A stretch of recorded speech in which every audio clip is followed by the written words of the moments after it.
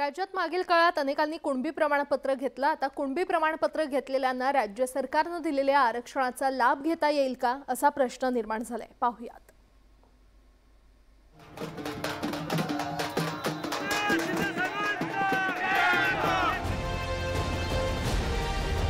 राज्यभरात दुसऱ्यांदा गुलाल उधळण्यात आला।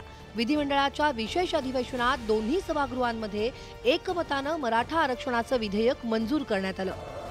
होयचे बहुमत आहे विधेयक संमत झाले। त्यानुसार मराठा समाजाला शिक्षण आणि नोकरीमध्ये 10% आरक्षण देणारं विधेयक पारित करण्यात आलंय। मात्र यामुळे काही प्रश्न निर्माण झाले। ज्यांच्या कुणबी नोंदी सापडल्या त्यांना कुणबी प्रमाणपत्राचं वाटप करण्यात आलंय।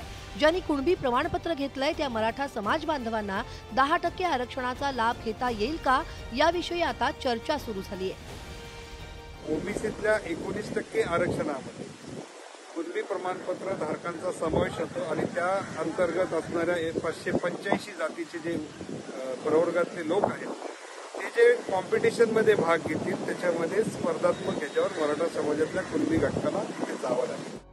कुणबी प्रमाणपत्र घेतलेल्यांना एसीबीसी आणि ईडब्ल्यूएस मधून लाभ घेता येणार नाही।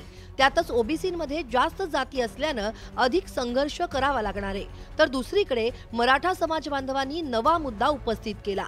सरकारने दिलेलं 10% आरक्षण टिकणार नाही, त्यामुळे ओबीसी प्रमाणपत्राच्या मुद्द्यावर कायम असल्याचं मराठा समाज बांधवांनी स्पष्ट केलंय। आता वरचं आरक्षण दिलेलं आहे ते आरक्षण उद्या नकोच आहे आम्हाला, कारण ते आम्हाला माहिती फक्त इलेक्शन पुरतच आहे ते आरक्षण। ते एक फक्त चॉकलेट आणि लॉलीपॉप दिलेलं आहे।